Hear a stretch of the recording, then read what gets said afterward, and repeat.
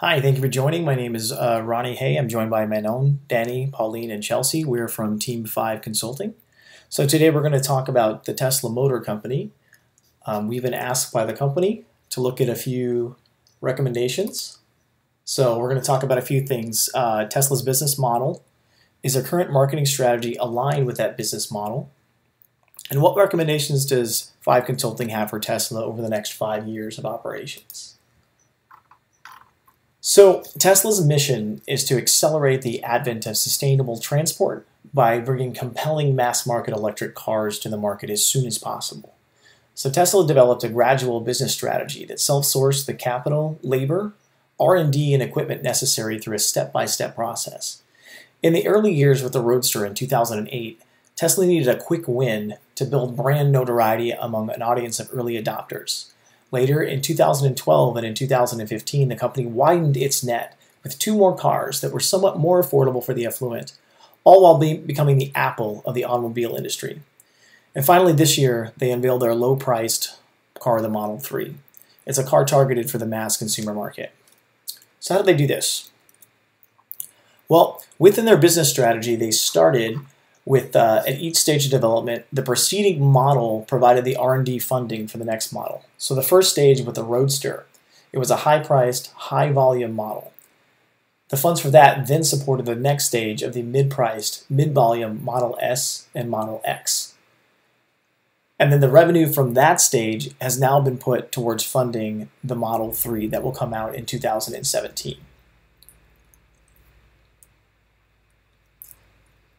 So one of the things that Tesla was able to do in its business strategy was really focus on key partnerships. So developing the Tesla's Roadster taught Elon Musk that he had to partner with industry leaders to reliably source materials for the Tesla Model X and Model S and the upcoming Model 3. Now, unlike his first set of partnerships with the Roadster, he knew that sourcing materials was more than half the battle to maintaining a financially stable and have a top-of-the-line safe product. His focus went into finding partners that could reliably source materials in the body, the electrical systems, the motor, transmission, HVAC, and batteries. Now, Tesla's most notable partner is Panasonic, one of the world's largest electronics giants.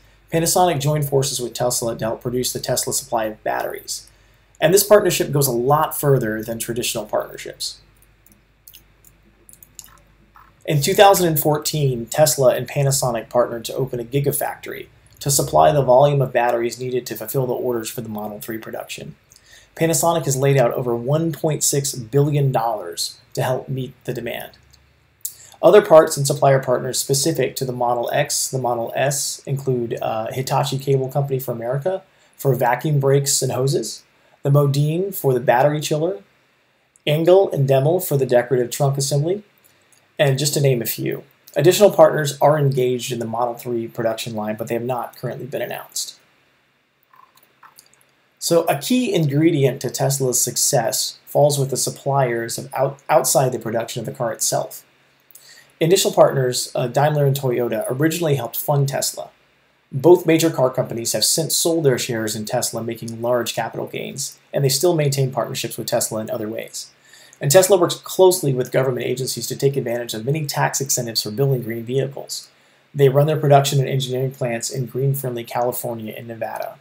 However, Tesla also faces challenges with state governments. Tesla is currently being sued in many states for their direct sales model, which bypasses dealerships that are protected by state laws. Partnerships have also been made through the sharing economy. Tesla and Airbnb host a co-branded website highlighting rentals that allow for convenient battery charging.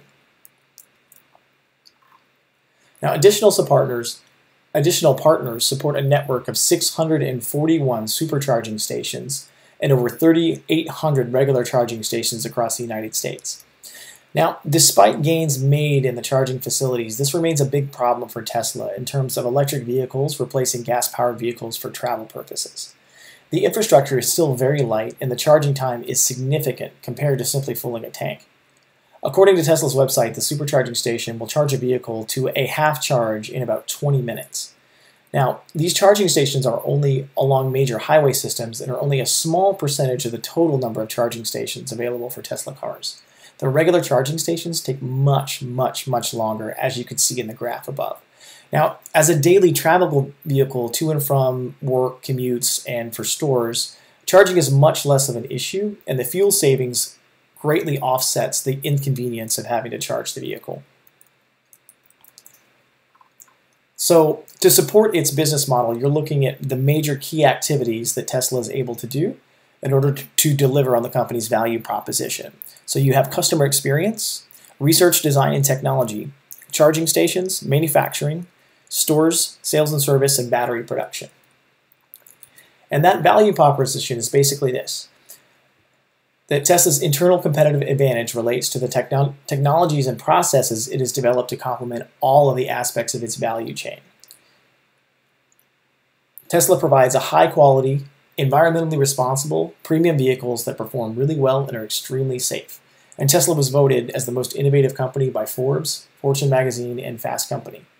And they base it around these 5 pillars of their value proposition: the customer experience, high quality, being environmentally responsible, not sacrificing on performance, and providing an extreme level of safety. So the Tesla direct sales model is unique in the car industry. Tesla sells its cars through corporate stores, not dealerships. So when you enter the store, you're greeted by a salesperson that immediately records your personal information via an iPad for their CRM. Now this includes your name, phone number, email, and what kind of car you currently drive.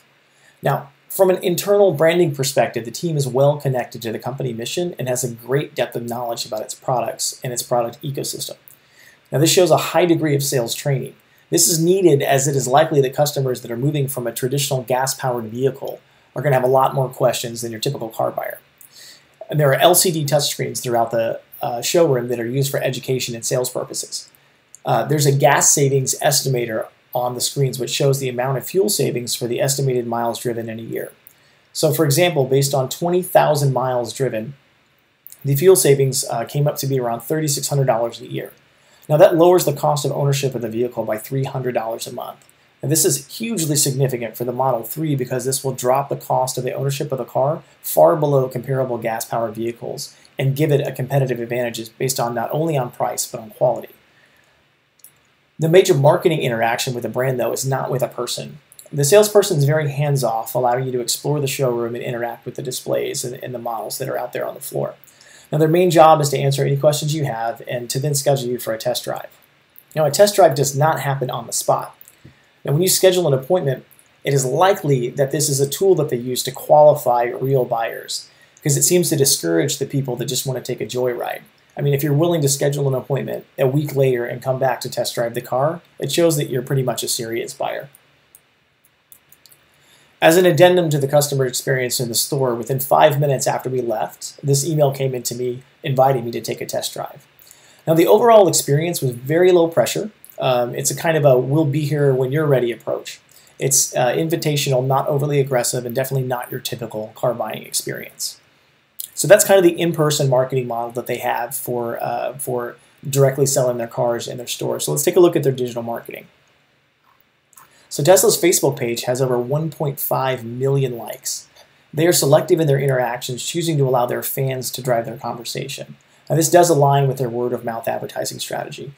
This can also be two-sided because there are several posts about suspension problems and broken chassis, and these conversations did not have direct engagement from the company. Despite these conversations, though, the overall impression is one of a high level of fandom and people very, very passionate about owning their Tesla. So an earlier question we asked is, does Tesla's marketing strategy align with their business model?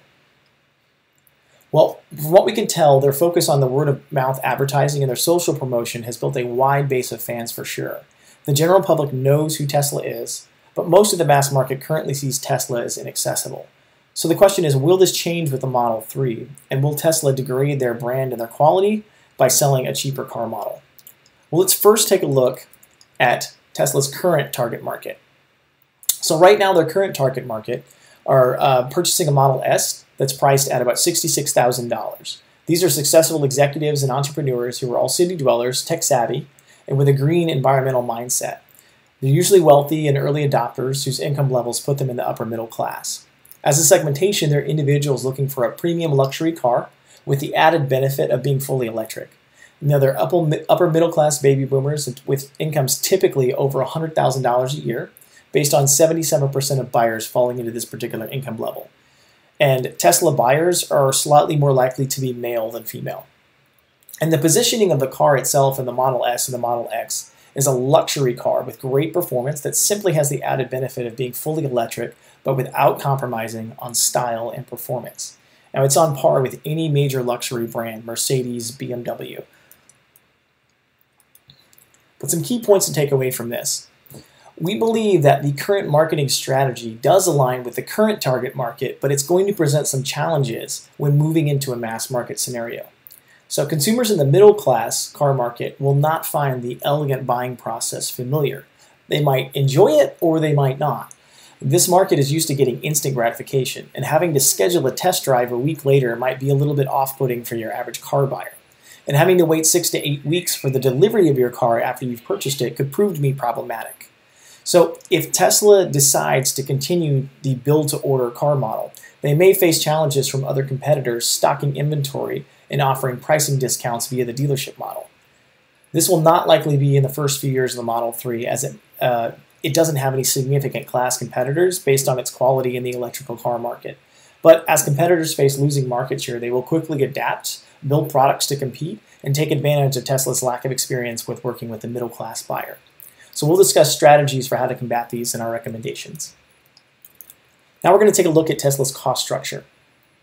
So before reviewing the cost structure and the revenue streams for Tesla, it's essential to note that their non-traditional cash outlay cost structure is completely in line with the mission to accelerate the transition to sustainable transport. If this was not the focus, then chances are Tesla's cost structure and revenue model will be much different.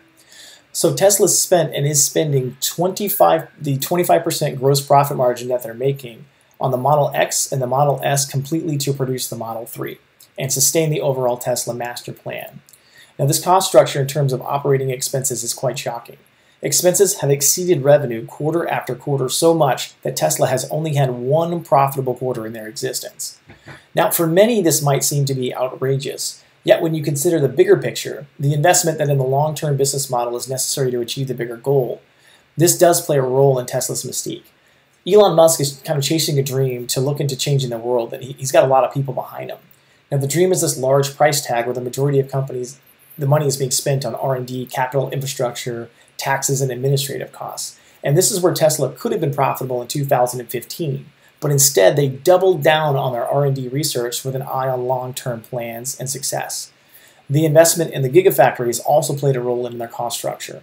Now, as shown in the slide, the cost of goods sold has decreased. However, their research and R&D expenses, sales and admin's costs have increased. Now, to say the least, for this dream to come true to fruition, Tesla's Model 3 has to be extremely successful. And just like in the house of quality model that we looked at, the Model 3 has trade-offs that tie to cost and efficiency.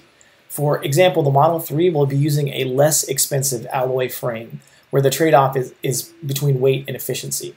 For Tesla, the cost savings is attractive due to their current cost structure. However, going too far away from what makes Tesla attractive as a brand could be to their detriment. They have to maintain their quality brand structure. If they go too cheap on parts and models, they're going to lose their target market. Additional changes showcased in the Model 3 for lower cost adaptation are for different markets. Tesla's moved from a traditional dashboard to one that allows for the steering wheel to be placed on either side of the car, and the control panel and touchscreen are two examples of this. Now, they're thinking long-term for a global production, because if they can move the steering wheel from one side to the other, it makes it adaptable for global markets.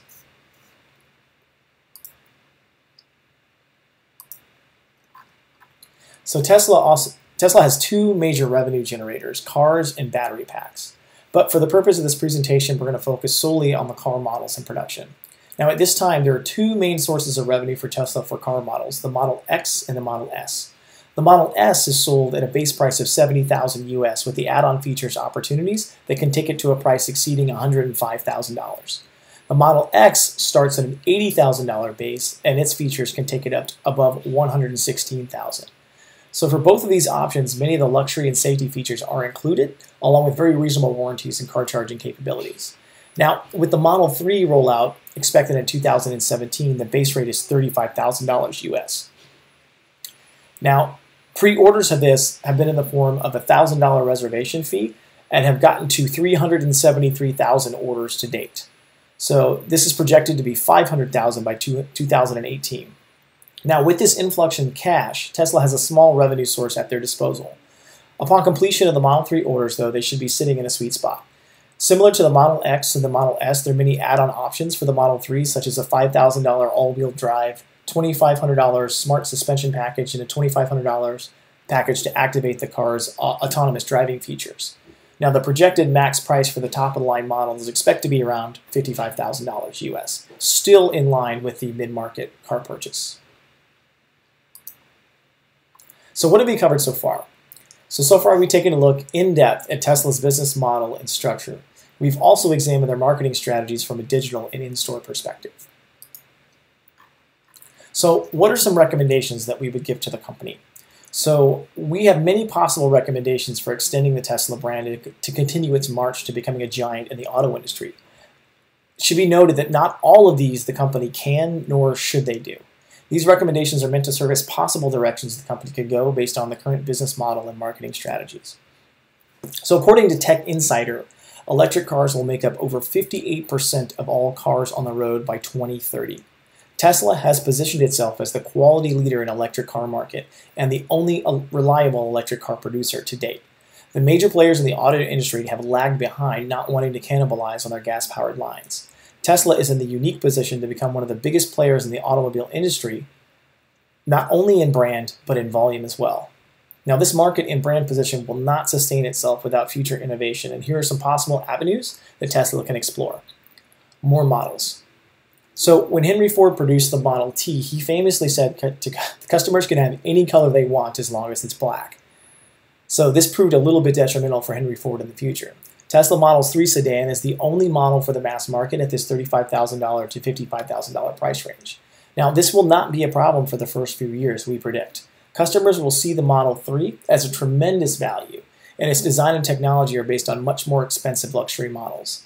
There will be no model in its category that will be able to compete at first, but within a few years, other car makers will catch up, and they will start to diversify based on design and features. And much like consumers drive behind the Model X, consumers will demand more types of models.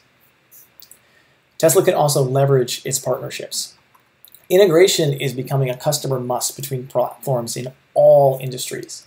So while Tesla has taken the Apple approach in designing its strict product ecosystem, Tesla should consider partnering and offloading R&D for areas which is not considered the leader, such as autonomous navigation. Tesla provides its autopilot feature in its vehicles. Now, this can eventually prove problematic if features such as the autopilot are not seen as the best autopilot system in the industry. If Google takes the lead on that, it's going to be different. So instead of focusing on developing for every feature for its vehicles, Tesla should focus on its core value proposition of top quality hardware and design and couple that with the best ancillary products in the industry. Tesla can also focus on upgrades. So Tesla can partner with other high-end brands to provide additional upgrade packages in their vehicles, such as a Beats sound system or other high-quality leather brands or other quality brands that relate to the car market. So some other cost structure recommendations that we would provide based on the business model.